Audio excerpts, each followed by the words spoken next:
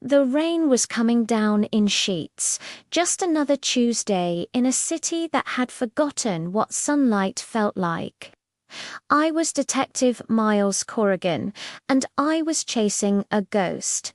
Her name was Evelyn Reed, a librarian who'd vanished a week ago without a trace. The trail was colder than a morgue slab until a cryptic note arrived at my desk. Find her at 13B.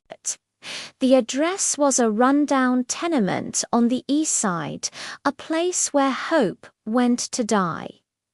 The problem: the building only had apartments A and C on the 13th floor. There was number 13B. I went anyway. Call it a hunch, call it desperation. The building manager, a greasy man with shifty eyes, swore up and down there was no B unit. But between 13A and 13C, there was a section of wall that didn't quite match the rest. The paint was newer, the texture slightly off. I ran my hand along it and felt a faint seam.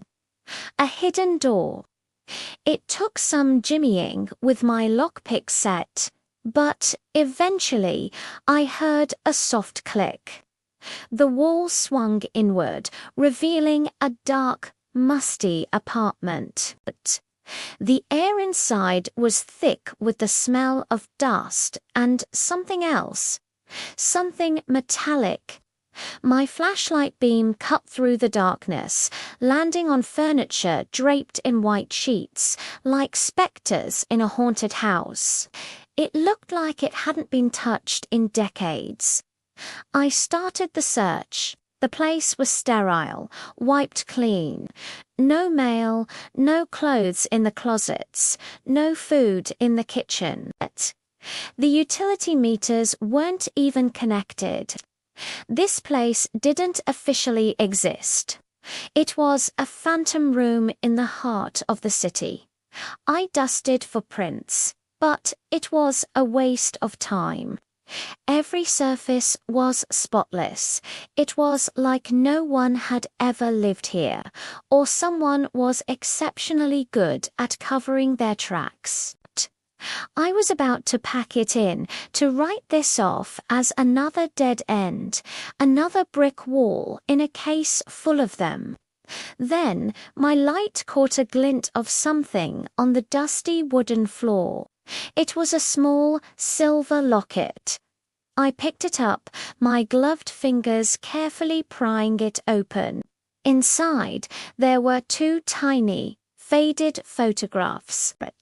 On one side was a young woman with a bright, hopeful smile, Evelyn Reed. My heart skipped a beat, and on the other side was a young boy, maybe 7 or 8 years old, with a mischievous grin. I stared at the photo, a cold dread washing over me. I knew that boy. I knew that grin. It was me. My head started to spin. Why was a picture of me as a child in a locket belonging to a woman I'd never met, inside an apartment that shouldn't exist? I felt a sudden, sharp headache, and flashes of forgotten memories flickered at the edge of my vision. A rainy day, a small hand in mine, a woman's gentle voice humming a lullaby. It was all a blur, a chaotic jumble of sensations. Then my radio crackled to life, pulling me from the dais.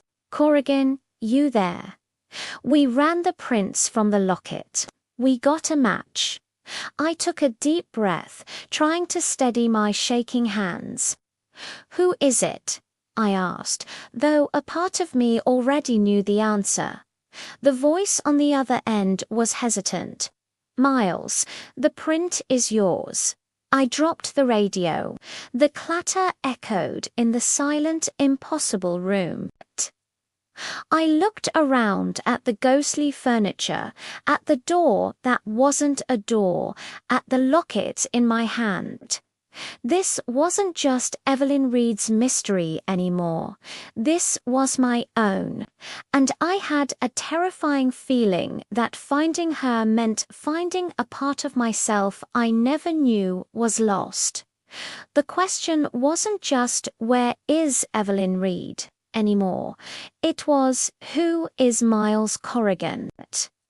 The answers were buried here in this room, and I was going to dig them up no matter what horrors I might unearth. This case just got personal. Thanks for watching. If you're as hooked as I am, make sure to subscribe and hit that notification bell so you do unmiss the next part of this investigation. See you next time.